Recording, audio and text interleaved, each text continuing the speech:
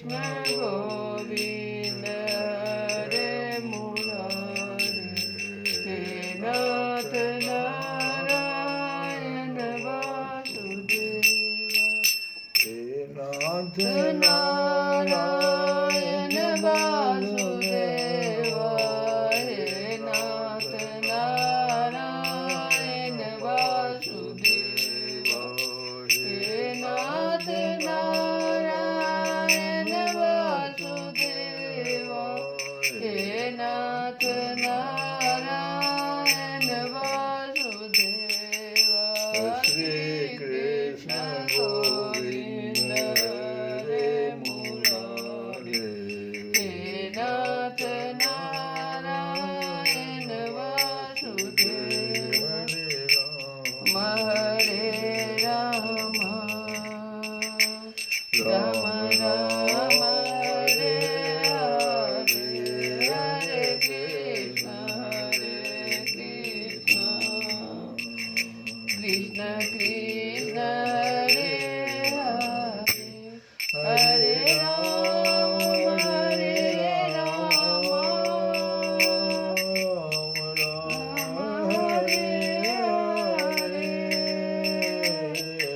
कृष्ण कृष्ण कृष्ण हरे हरे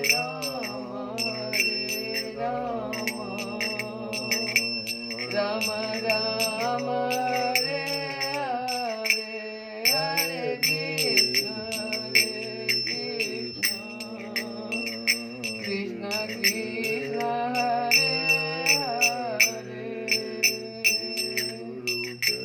न सरोज रज निर्मल मुकुर सुधार रघुवर विमल जसो योदायक फलचार।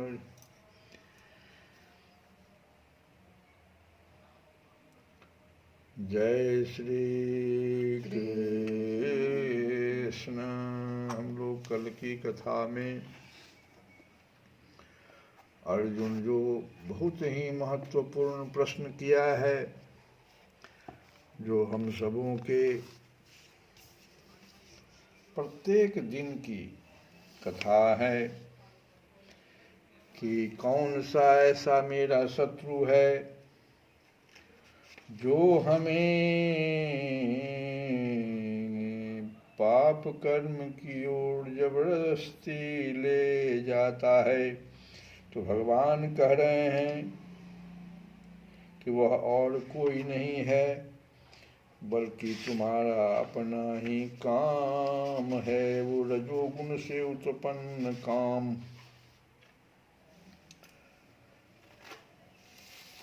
इस चीज को हम लोगों को समझना, हम लोग दूसरे के ऊपर न डालें। कहते हैं कि काम एषः क्रोध एषः रजोगुण समुद्भवः। रजोगुण से उत्पन्न यह काम। और काम की परिभाषा क्या है? जो कुछ भी हमें अप्राप्त है उसको प्राप्त करने की इच्छा, यही तो काम है। तो उसमें भी कौन से गुण से वो इच्छा आप कर रहे हैं? रजोगुण से अगर उत्पन्न यह इच्छा है, वो काम है, कामना है, तो पाप का कारण बनता है। यह काम ही क्रोध में परिणत हो जाता है और महाशनः है, यह बहुत खाने वाला और महापापमा है, महापापी है। इसीलिए इसी को सबसे बड़ा तुम बैरी जानो, भगवान कर अर्जुन को। तो ये काम जो है राग और द्वेष से उत्पन्न होने वाला काम। और राग द्वेष पर हम लोग कल कथा में सुन रहे थे कि राग द्वेष इंद्रियों के विषय नहीं रहते। यदि विषयों में राग द्वेष स्थित होता तो एक ही विषय सभी को समान रूप से प्रिय अथवा अप्रिय लगता। वर्षा का उदाहरण भी दिए भगवान। वर्षा किसान को तो प्रिय है लेकिन कुम्हार को अप्रिय है। तो मनुष्य विषयों में अपनी अनुकूलता या प्रतिकूलता का भाव करके अच्छा या बुरा मान लेता है, राग द्वेष पैदा कर लेता है। अब है कि इससे छुटकारा पाने का उपाय क्या है।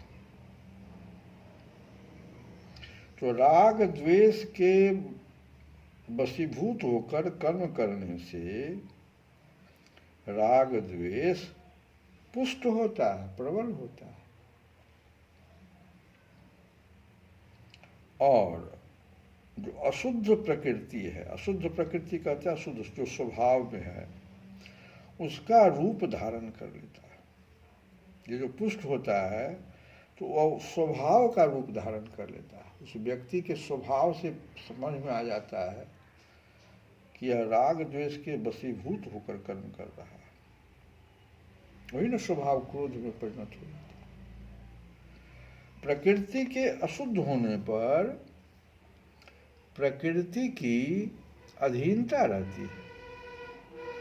और ऐसी अशुद्ध प्रकृति की अधीनता से होने वाले कर्म मनुष्य को बांधते हैं।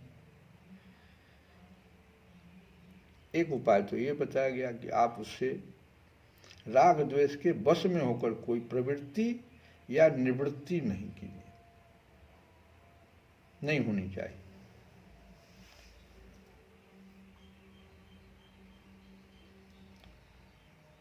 राग, अब देखो, साधक संपूर्ण कर्मों को और अपने को भी भली भांति भगवद अर्पण कर दे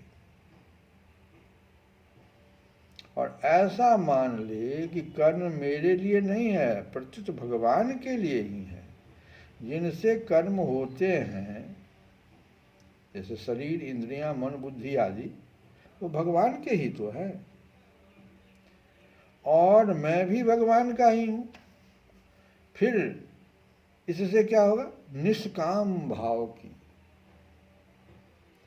निष्काम भाव उदय होगा, उसका उदय हो जाएगा। और तब जो हम कर्तव्य कर्म करेंगे तो राग द्वेष मिट जाएंगे।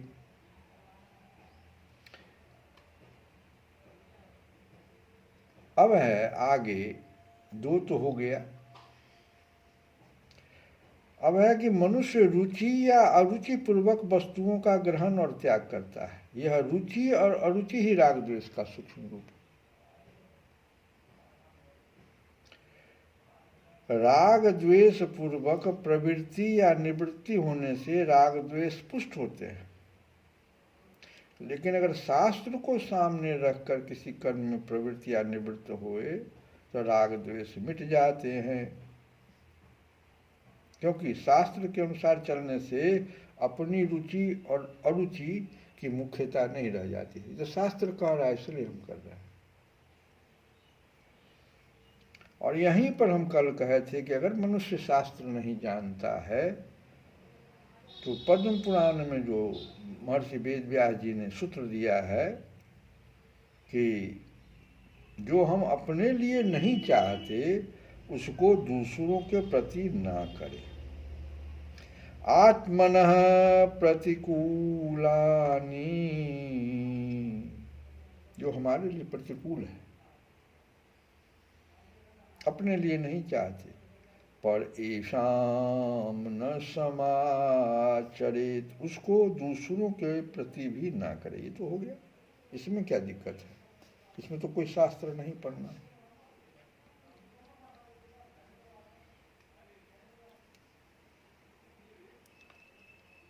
अब राग द्वेष मिटाने के इच्छुक साधकों के लिए तो कर्म करने में शास्त्र प्रमाण की आवश्यकता रहती है, पर राग द्वेष से सर्वथा रहित महापुरुष का अंतःकरण इतना शुद्ध निर्मल होता है कि उससे स्वतः वेदों का तात्पर्य प्रकट हो जाता है, चाहे वो पढ़ा हो, लिखा हो या न हो। उसके अंतःकरण में जो बात आती है मन बुद्धि चित्त अहंकार में, वह शास्त्रानुकूल ही होता है। कहते हैं इस बारे में कालिदास, महाकवि कालिदास ने लिखा है कि जहाँ संदेह हो वहाँ सत्पुरुष के अंतःकरण की प्रवृत्ति ही प्रमाण हो जाती है। जो सत्पुरुष लोग हैं उनके अंतःकरण की जो प्रवृत्ति है उस जगह, वही प्रमाण हो जाता है। ये अभिज्ञान शाकुंतलम में 1:11 में आया है। महाकवि कालिदास ने इसका कहा कि जो पुरुष धर्म का कभी परित्याग नहीं करता उसका अंतःकरण भी शुद्ध हो जाता है। और उसमें राजा दुष्यंत का वर्णन करते हुए महाकवि कालिदास ने ऐसा लिखा।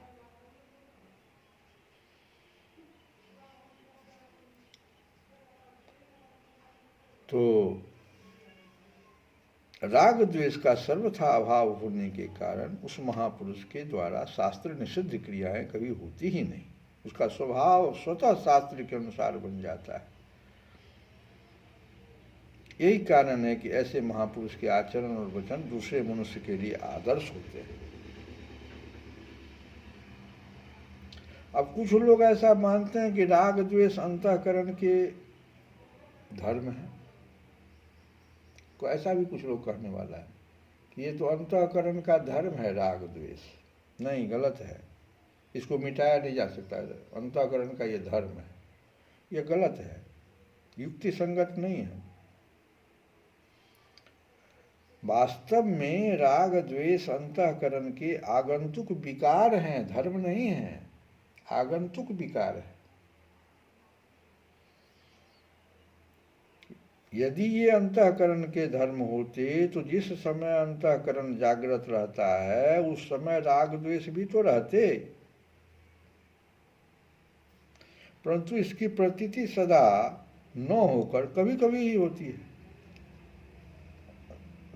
और जो साधन करने वाले लोग हैं उनका राग द्वेष धीरे धीरे घटता जाता है, यह साधकों का अनुभव है। तो जो मिटने वाली वस्तु है, कम होने वाली वस्तु है, जो धीरे धीरे घट रही है, तो निश्चित रूप से एक समय में मिट भी जाएगी।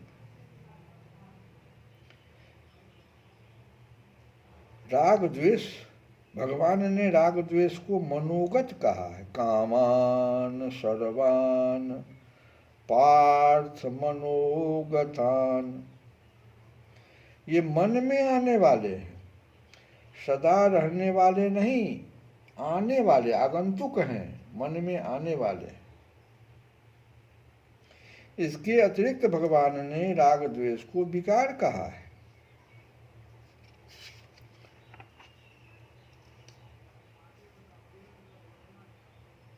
अब देखो, प्रकृति जो जड़ है और पुरुष चेतन है, और दोनों भिन्न भिन्न है। इन दोनों का विवेक स्वतः सिद्ध है। पुरुष इस विवेक को महत्व न देकर और प्रकृति जन्य शरीर से एकता कर लेता है, यहीं पर गड़बड़ी है। जब दोनों भिन्न भिन्न हैं तो दोनों का विवेक भी स्वतः सिद्ध है, अलग अलग है। लेकिन करता क्या है पुरुष? इस विवेक को महत्व न देकर, जो उसका अपना है, अब प्रकृति जन्य जो विवेक है उस शरीर से एकता कर लेता है और अपने को एक देशीय मान लेता है। यह जड़ चेतन का ही जो तादात्म्य है, यही अहम कहलाता है, मैं हो जाता है। यहीं से वो मैं करने लगता है। अपने देश में भी कुछ ऐसे राज्य हैं जहाँ पर बोलने वाला अभी भी भाषा में मैं का बड़ा बहुत महत्व होता है। मैंने ऐसा किया, मैं हर चीज में मैं करता है। और इसी से राग द्वेष उत्पन्न हो गया। तात्पर्य है कि जो मैंपन है, अहंता जिसको कहते हैं, में राग द्वेष रहते हैं और राग द्वेष से अहंता पुष्ट होती है। यही राग द्वेष बुद्धि में प्रतीत होती है। दिखाई कहाँ पड़ेगा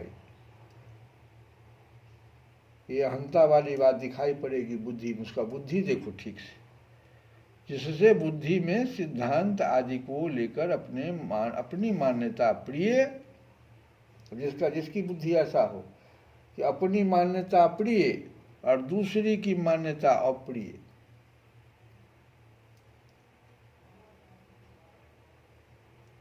फिर ये राग द्वेष मन में प्रतीत होते हैं। बुद्धि से चलाया फिर मन में, जिससे मन के अनुकूल बातें प्रिय और प्रतिकूल बातें अप्रिय। पहले बुद्धि में गया, तो बुद्धि में गया तो क्या हुआ, सिद्धांत में अपनी मान्यता प्रिय और दूसरे की मान्यता अप्रिय। और जब यह मन में चलाया, नीचे की ओर खसक गया, फिर तो जो मन का प्रतिकूल है वो अप्रिय और जो मन के अनुकूल है बात वो सब प्रिय। और तब देखो ये राग द्वेष वहीं पर नहीं रुकता है, फिर उसके नीचे आ जाता है, इंद्रियों में प्रतीत होने लगता है। बुद्धि में आया, मन में आया, अब इंद्रिय में चला आया, और उससे क्या होता है, इंद्रियों के अनुकूल विषय प्रिय और प्रतिकूल विषय अप्रिय। अब इंद्रियों के विषय में चला गया। इंद्रियों का विषय का क्या है, शब्द है, स्पर्श है, रूप है, रस है और गंध है। तो इसमें जो अनुकूलता आ गई, शब्द में अनुकूलता आ गई, स्पर्श में अनुकूलता आ गई, रूप रस गंध में अनुकूलता आ गई तो प्रिय, और प्रतिकूलता आ गई उस भावना में तो अप्रिय। तो मुख्य बात क्या हुआ, मुख्य बात हुआ कि जड़ चेतन मिल करके जो ग्रंथि बना लेता है, जो चेतन का जो विवेक है वह छोड़ करके जड़ के प्रकृति जन्य शरीर को अपना मान लेता है, और शरीर के अनुकूल जो है बातें, शरीर के प्रतिकूल, और शरीर के भीतर ही तो ये मन बुद्धि चित्त अहंकार सब है, और उसके नीचे चले आओ तो मन के अधीन सारा इंद्रियां हैं, इंद्रियों के विषय हैं। तो धीरे धीरे वो राग द्वेष में उसका पुष्ट होते चला जाता है, नीचे तक चला आता है।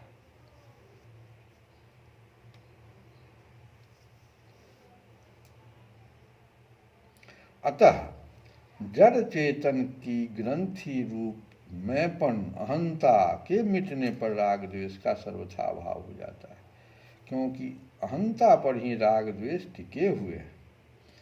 मैं सेवक हूँ, ऐसा भाव करो, मैं सेवक हूँ, मैं जिज्ञासु हूँ, मैं भक्त हूँ। ये मैं के बारे में बोलो कि मैं सेवक हूँ, मैं जिज्ञासु हूँ, मैं भक्त हूँ।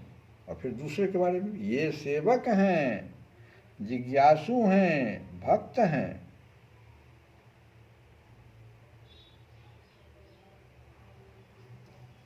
तो देखो इतना बात अगर जो है समझ में आ जाए, अब साधक का सत्संग आदि में राग है या प्रेम, इसको कैसे समझेंगे। सत्संग भजन ध्यान आदि में कोई व्यक्ति बाधा पहुंचाए, मान लो सत्संग हम कर रहे हैं, भजन कर रहे हैं, ध्यान कर रहे हैं, और कोई व्यक्ति अगर बाधा पहुंचाए तो उस पर क्रोध आने से समझना चाहिए कि सत्संग आदि में राग है, और उस पर क्रोध न आकर रोना आ जाए तो समझना चाहिए कि सत्संग आदि में प्रेम है, प्रेम के कारण हम रो दिए। कारण कि अपने में जो लगन दृढ़ता की कमी होने से ही साधन में बाधा लगती है। इसलिए बाधा लगने पर अपने में लगन की कमी देखकर साधक को रोना आ जाता है। ऐसे ही दूसरे धर्म संप्रदाय आदि के व्यक्ति हमें बुरे लगे तो समझना चाहिए कि अपने धर्म संप्रदाय आदि में हमारा राग है, प्रेम नहीं है। वास्तव में सत्संग भजन ध्यान आदि में राग होना भी उतना बुरा नहीं है, क्योंकि चाहे जैसे हो भगवान में लगना अच्छा ही है। तो इस तरह से भी हम समझ सकते हैं कि साधक का सत्संग आदि में राग है या प्रेम। भगवान त्यागी किसे, सच्चा त्यागी किसे कहते हैं? जो राग देश जो ये बाधक है हमारा, राग द्वेष का जो त्याग करने वाले हैं वही सच्चा त्यागी कहा जाता है। राग द्वेष की ओर प्रायः साधक का ध्यान नहीं जाता, इसीलिए उसकी प्रवृत्ति और निवृत्ति राग द्वेष पूर्वक होती है।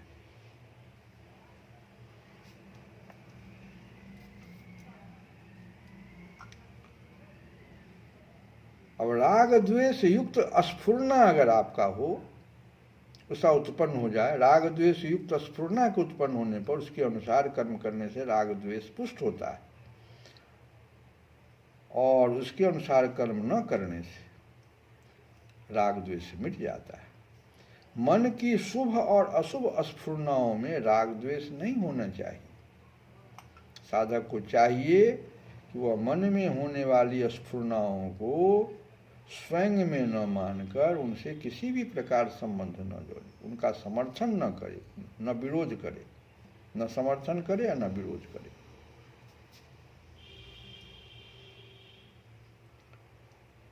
अब देखो, यदि साधक राग द्वेष को दूर करने में अपने को असमर्थ पाता है तो उसे सर्व समर्थ परम सुहृद प्रभु की शरण में चले जाना चाहिए। सबसे बढ़िया प्रभु की कृपा जैसे होगी, कृपा भगवान के शरण। कल हम लोग भजन गा भी रहे थे, तो माता जी का ही हम लोग कृपा पाना चाहते हैं, क्योंकि हम जानते हैं कि माता जी की कृपा होगी तो हमारी मति जो है अपने आप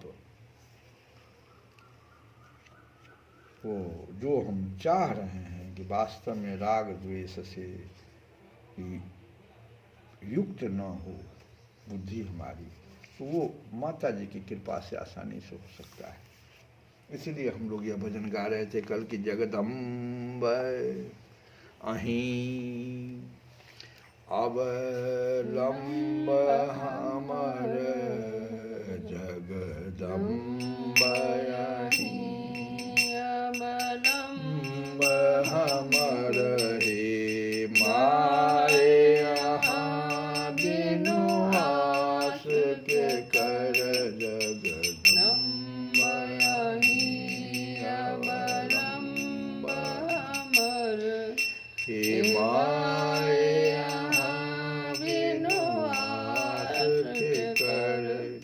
जो माए यहाँ दुख नहीं सुनबई, तो जाए कहूँ के करा कहवई। देखू हम पर बीच भंवर हे माए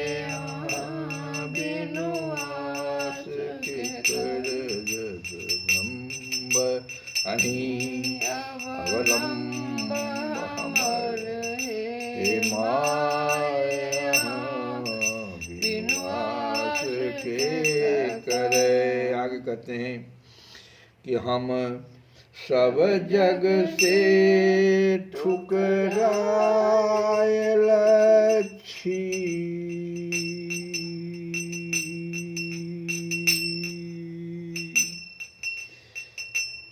माहिक शरण में आयल छी, माहिक शरण में आयल छी, माहिक शरण में आयल छी, माहिक शरण में आयल